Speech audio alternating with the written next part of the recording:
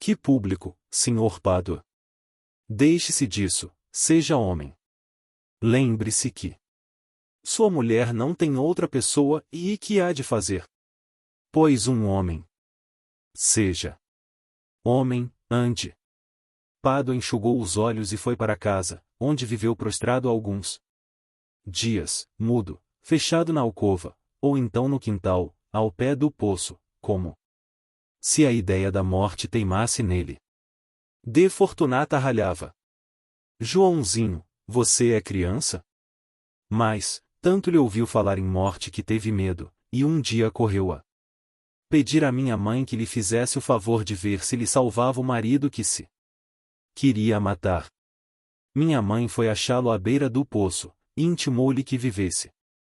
Que maluquice era aquela de parecer que ia ficar desgraçado, por causa de uma gratificação menos, e perder um emprego interino? Não, senhor, devia ser homem, pai de família, imitar a mulher e a filha. Pádua obedeceu, confessou que acharia forças para cumprir a vontade de minha mãe. Vontade minha, não, é obrigação sua. Pois seja obrigação, não desconheço que é assim mesmo. Nos dias seguintes, continuou a entrar e sair de casa, cosido à parede. Cara no chão. Não era o mesmo homem que estragava o chapéu em cortejar a vizinhança, risonho, olhos no ar, antes mesmo da administração interina. Vieram as semanas, a ferida foi sarando. Pádua começou a interessar-se pelos negócios domésticos, a cuidar dos passarinhos, a dormir tranquilo às noites e às tardes, a conversar e dar notícias da rua. A serenidade regressou, atrás dela. Veio a alegria, um domingo, na figura de dois amigos, que iam jogar o solo, atentos. Já ele ria, já brincava, tinha o ar do costume, a ferida sarou de todo. Com o tempo veio um fenômeno interessante. Pádua começou a falar da administração interina, não somente sem as saudades dos honorários, nem o vexame da perda, mas até com desvanecimento e orgulho. A administração ficou sendo a Égira, donde ele contava para diante e para trás. No tempo em que eu era administrador. Ou então. Sim, lembra-me, foi antes da minha administração, 1 ou 2 meses antes. Ora, espere, a minha administração começou. É isto, mês e meio antes, foi mês e meio antes, não foi mais. Ou ainda.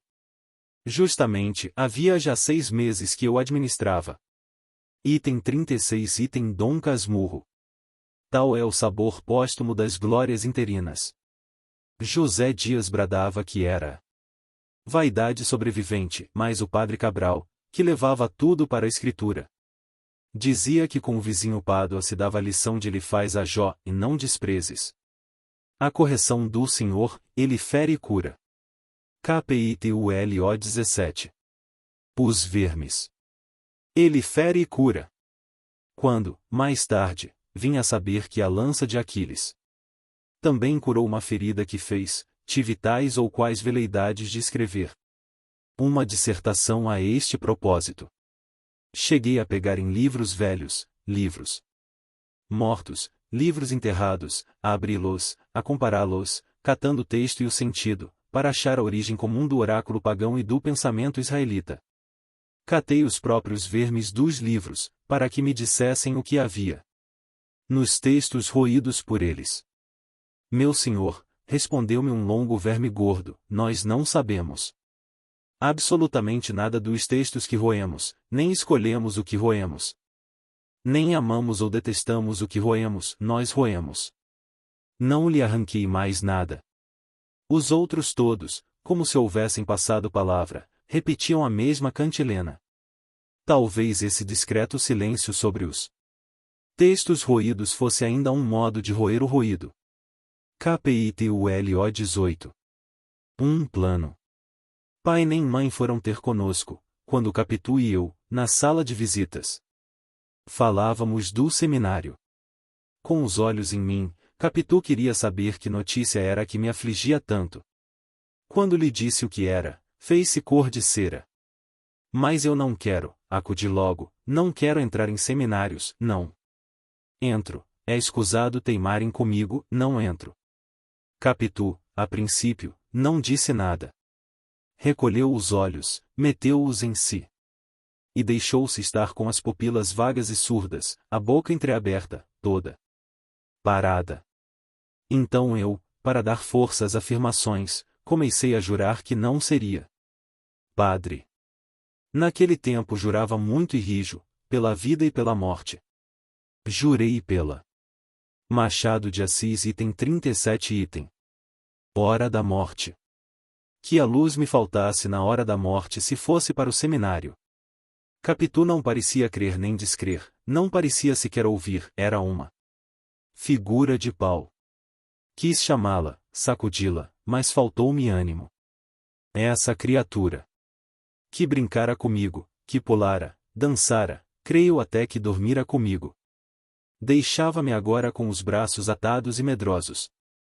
Enfim, tornou a si, mas tinha a cara lívida, e rompeu nestas palavras furiosas. Beata! Carola! Papa missas! Fiquei aturdido. Capitu gostava tanto de minha mãe, e minha mãe dela, que eu não podia entender tamanha explosão. É verdade que também gostava de mim, e naturalmente mais, ou melhor, ou de outra maneira, coisa bastante a explicar o despeito que lhe trazia a ameaça da separação, mas os impropérios, como entender que lhe chamasse nomes tão feios, e principalmente para deprimir costumes religiosos, que eram os seus. Que ela também ia à missa, e 3 ou 4 vezes minha mãe é que a levou, na nossa velha sede. Também lhe deram um rosário, uma cruz de ouro e um livro de horas. Quis defendê-la, mas Capitu não me deixou, continuou a chamar-lhe Beata e Carola, em voz tão alta que tive medo fosse ouvida dos pais. Nunca a vi tão irritada como então, parecia disposta a dizer tudo a todos. Cerrava os dentes, abanava a cabeça. Eu, assustado, não sabia que fizesse, repetia os juramentos, prometia ir naquela mesma noite declarar em casa que, por nada neste mundo, entraria no seminário.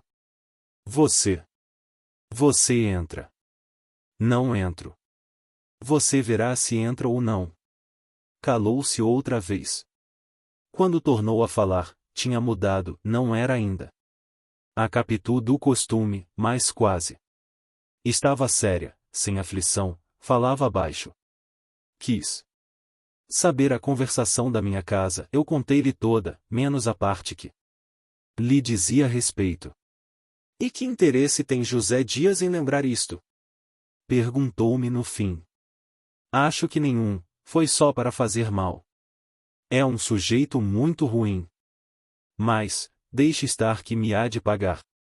Quando eu for dono da casa, quem vai para a rua é ele, você verá, não me fica um instante. Mamãe é boa demais. Dá-lhe atenção demais. Parece até que chorou. José Dias. Não, mamãe. Chorou por quê? Não sei, ouvi só dizer que ela não chorasse, que não era coisa de choro. Ele chegou a mostrar-se arrependido, e saiu, eu então, para não ser apanhado. Deixei o canto e corri para a varanda. Mas, deixe estar, que ele me paga.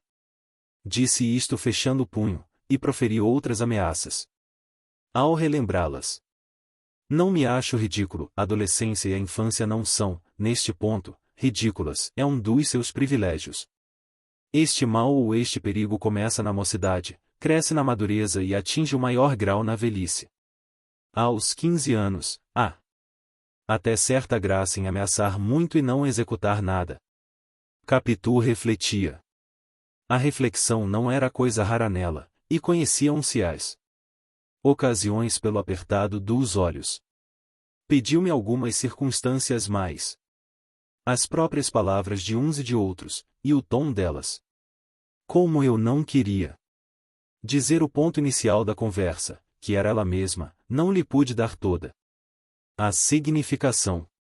A atenção de Capitu estava agora particularmente nas lágrimas de minha mãe, não acabava de entendê-las. Em meio disto, confessou que certamente não era por mal que minha mãe me queria fazer padre, era a promessa antiga, que ela, temente a Deus, não podia deixar de cumprir. Fiquei tão satisfeito de ver que assim espontaneamente reparava as injúrias que lhe saíram do peito, pouco antes, que peguei da mão dela e apertei-a muito. Capitu deixou-se ir, rindo, depois a conversa entrou a cochilar e dormir. Tínhamos chegado à janela, um preto, que, desde algum tempo, vinha apregoando cocadas, parou em frente e perguntou: Sinhazinha, quer cocada hoje? Não, respondeu Capitu. Cocadinha tá boa. Vá-se embora, replicou ela sem rispidez. Dê cá, disse eu descendo o braço para receber duas. Comprei-as, mas tive de as comer sozinho. Capitu recusou. Vi que, em meio da crise, eu conservava um canto para as cocadas, o que tanto pode ser perfeição como imperfeição, mas o momento não é para definições tais. Fiquemos em que a minha amiga, apesar de equilibrada e lúcida, não quis saber de doce, e gostava muito de doce. Ao contrário, o pregão que o preto foi cantando, o pregão das velhas tardes, tão sabido do bairro e da nossa infância. Machado de Assis item 39 item. Chora, menina, chora. Chora, porque não tem. Vintém. A modo que lhe deixará uma impressão aborrecida. Da toada não era. Ela sabia de cor e de longe, usava repeti-la nos nossos jogos da puerícia.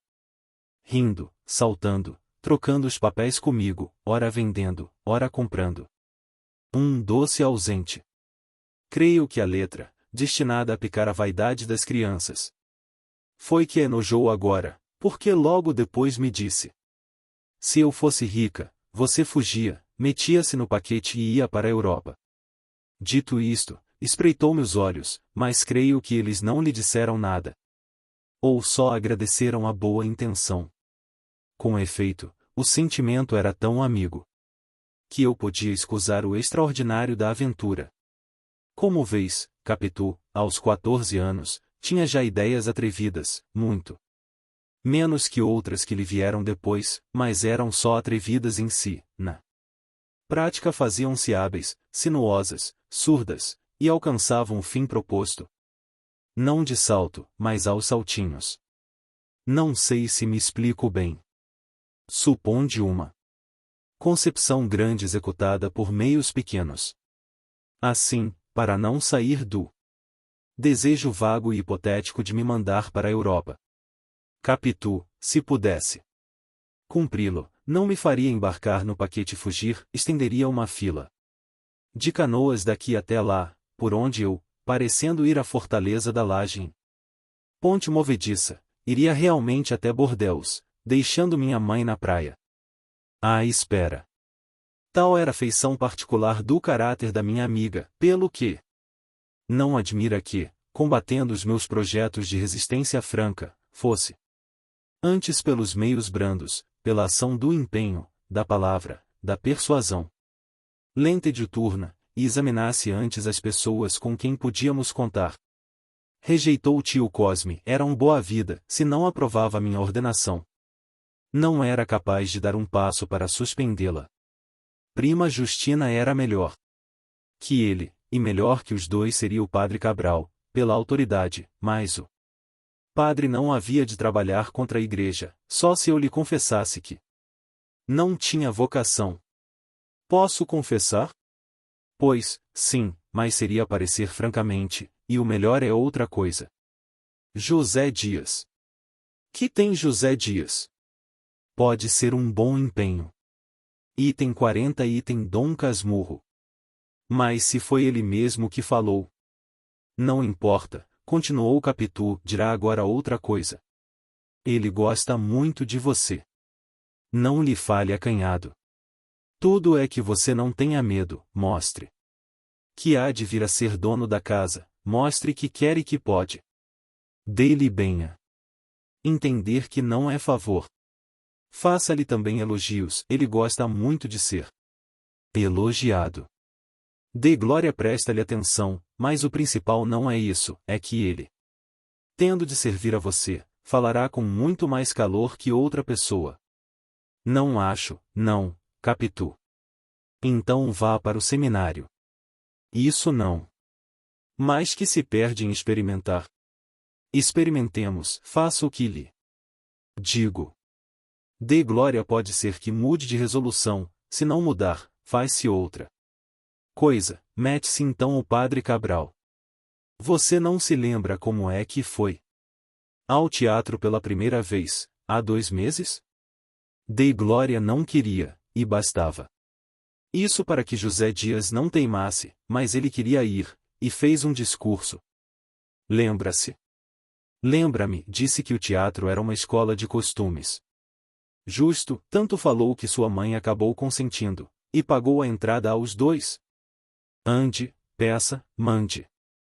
Olhe, diga-lhe que está pronto a ir estudar leis em São Paulo. Estremeci de prazer. São Paulo era um frágil biombo, destinado a ser arredado um dia, em vez da grossa parede espiritual e eterna.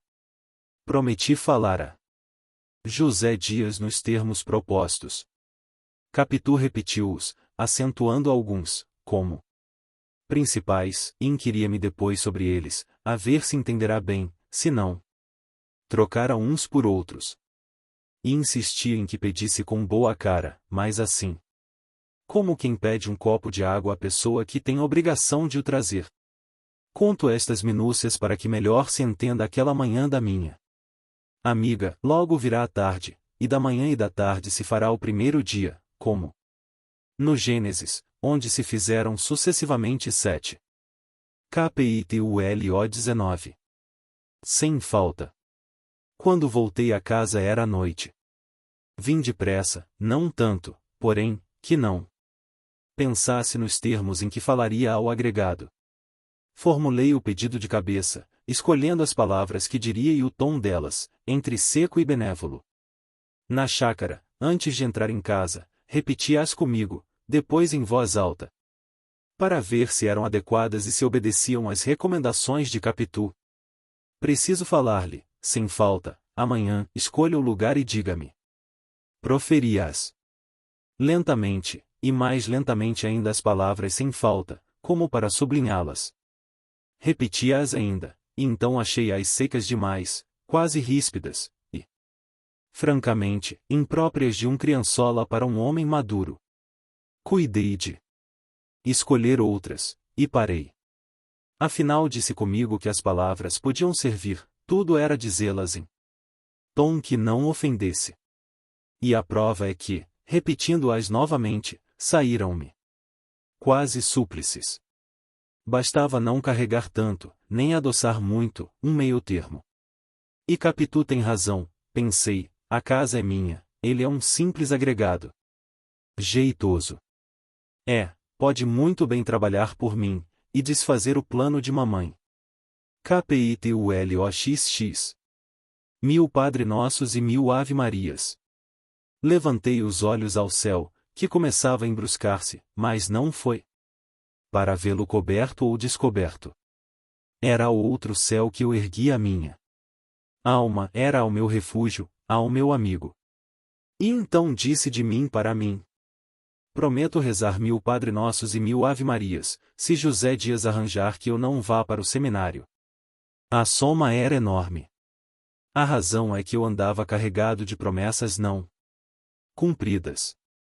A última foi de 200 Padre Nossos e 200 Ave Marias, se não chovesse em certa tarde de passeio a Santa Teresa. Não choveu, mas eu não rezei as orações. Desde pequenino acostumara-me a pedir ao céu os seus favores, mediante orações que diria, se eles viessem. Disse as primeiras, as outras foram adiadas, e à medida que se amontoavam iam sendo esquecidas. Assim cheguei aos números 20, 30, 50. Entrei nas centenas e item 42 item Dom Casmurro. Agora no milhar. Era um modo de peitar a vontade divina pela quantia das orações. Além disso, cada promessa nova era feita e jurada no sentido de pagar a dívida antiga. Mas vão lá matar a preguiça de uma alma que a trazia do berço e não a sentia atenuada pela vida. O céu fazia-me o favor, eu adiava a paga. Afinal perdi-me nas contas. 1000, repeti comigo. Realmente, a matéria do benefício era agora imensa, não menos que a salvação ou o naufrágio da minha existência inteira. 1000. Era preciso uma soma que pagasse os atrasados todos. Deus podia muito bem, irritado com os esquecimentos, negar-se a ouvir-me sem muito dinheiro. Homem grave, é possível que estas agitações de menino te enfadem, se é que não as achas ridículas. Sublimes não eram. Cogitei muito no modo de resgatar a dívida espiritual. Não achava outra espécie em que, mediante a intenção, tudo se cumprisse, fechando a escrituração da minha consciência moral sem déficit. Mandar dizer 100 missas, ou subir de joelhos a ladeira da glória para ouvir uma, ir à Terra Santa, tudo que as velhas escravas me contavam de promessas célebres, tudo me acudia sem se fixar de vez no espírito. Era muito duro subir uma ladeira de joelhos, devia feri-los por força. A Terra Santa ficava muito longe. As missas eram numerosas, podiam empenhar-me outra vez a alma. KPITULOXX. Prima Justina. Na varanda achei prima Justina, passeando de um lado para outro. Veio ao patamar e perguntou-me onde estivera. Estive aqui ao pé, conversando com De Fortunata, e distraí-me. É tarde, não é? Mamãe perguntou por mim? Perguntou, mas eu disse que você já tinha vindo. A mentira espantou-me, não menos que a franqueza da notícia. Não é que prima Justina fosse de Biocos, dizia francamente a Pedro o mal que pensava de Paulo, e a Paulo o que pensava de Pedro, mas confessar que mentira. É que me pareceu novidade. Era quadragenária, magra e pálida, boca fina e olhos curiosos. Vivia conosco por favor de minha mãe, e também por interesse. Minha mãe queria ter uma senhora íntima ao pé de si, e antes parenta que estranha. Passeamos alguns minutos na varanda, alumiada por um lampião. Quis saber se eu não esquecera os projetos eclesiásticos de minha mãe. E dizendo-lhe o que não, inquiriu-me sobre o gosto que eu tinha à vida de padre. Respondi esquivo. Vida de padre é muito bonita. Sim, é bonita, mas o que pergunto é se você gostaria de ser padre. Explicou rindo. Eu gosto do que mamãe quiser. Prima Glória deseja muito que você se ordene, mas ainda que não desejasse, há cá em casa quem lhe meta isso na cabeça. Quem é? Ora, quem? Quem é que há de ser? Primo Cosme não é, que não se importa com isso, eu também não. José Dias. Concluí. Naturalmente. Enruguei a testa interrogativamente, como se não soubesse nada. Prima Justina completou a notícia dizendo que ainda naquela tarde José Dias lembrará a minha mãe a promessa antiga. Prima Glória pode ser que, em passando os dias, vá esquecendo-a promessa, mas como há de esquecer se uma pessoa estiver sempre, nos ouvidos, as que darás, falando do seminário? E os discursos que ele faz, os elogios da igreja, e a vida de padre é isto e aquilo, tudo com aquelas palavras que só ele conhece, e aquela afetação. Note que é só para fazer mal, por quê? Ele é tão religioso como este lampião. Pois é verdade, ainda hoje.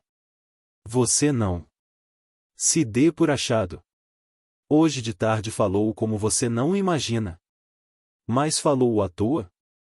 Perguntei, a ver se ela contava a denúncia do meu namoro com a vizinha. Não contou, fez apenas um gesto como indicando que havia outra coisa que não podia dizer. Novamente me recomendou que não me desse por achado, e recapitulou todo o mal que pensava de José Dias, e não era pouco. Um intrigante, um bajulador, um especulador, e, apesar da casca de polidez, um grosseirão. Eu, passados alguns instantes, disse: Prima Justina, a senhora era capaz de uma coisa? De que? Era capaz de. Suponha que eu não gostasse de ser padre e a senhora podia pedir à mamãe. Isso não, atalhou prontamente. Prima Glória tem este negócio firme na cabeça, e não há nada no mundo que a faça mudar de resolução, só o tempo. Você ainda era pequenino, já ela contava isto a todas as pessoas da nossa amizade, ou só conhecidas. Lá avivar-lhe a memória, não, que eu não trabalho para a desgraça dos outros, mas também, pedir outra coisa, não peço. Se ela me consultasse, bem, se ela me dissesse, Prima Justina, você que acha? A minha resposta era, Prima Glória, eu penso que, se ele gosta de ser padre, pode ir, mas, se não gosta, o melhor é ficar. É o que eu diria e direi se ela me consultar algum dia. Agora, ir falar-lhe sem ser chamada, não faço. KPITULOX 12. Sensações alheias. Não alcancei mais nada, e para o fim arrependi-me do pedido e devia ter seguido o conselho de Capitu. Então, como eu quisesse ir para dentro, Prima Justina reteve-me alguns minutos, falando do calor e da próxima festa da Conceição, dos meus velhos oratórios, e finalmente de Capitu. Não disse mal dela, ao contrário, insinuou-me que podia vir a ser uma moça bonita. Eu, que já a achava lindíssima, bradaria que era a mais bela criatura do mundo, se o receio me não fizesse discreto. Entretanto, como Prima Justina se metesse a elogiar-lhe os modos, a gravidade, os costumes, o trabalho para os seus, o amor que tinha minha mãe, tudo isto me acendeu a ponto de elogiá-la também. Quando não era com palavra, era com gesto de aprovação que dava a cada uma das asserções da outra, e certamente com a felicidade que devia iluminar minha cara. Não adverti que assim confirmava a denúncia de José Dias, ouvida por ela, à tarde, na sala de visitas, se é que também ela não desconfiava já. Só pensei nisso na cama. Só então senti que os olhos de Prima Justina, quando eu falava, pareciam apalpar-me, ouvir-me, cheirar-me, gostar-me, fazer o ofício de todos os sentidos.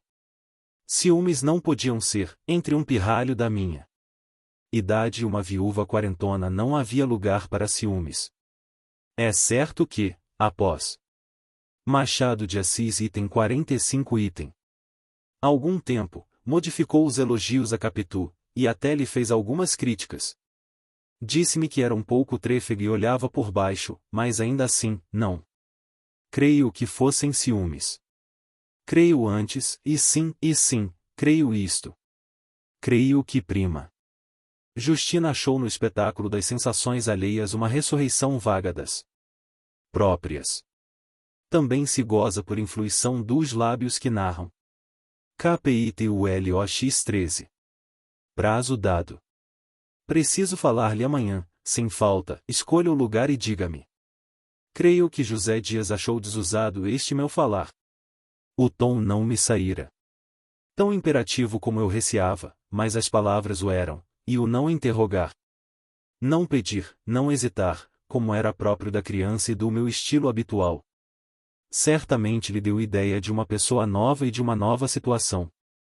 Foi no corredor, quando íamos para o chá, José Dias vinha andando cheio da leitura de Walter Scott que fizera a minha mãe e a Prima Justina. Lia cantado e compassado.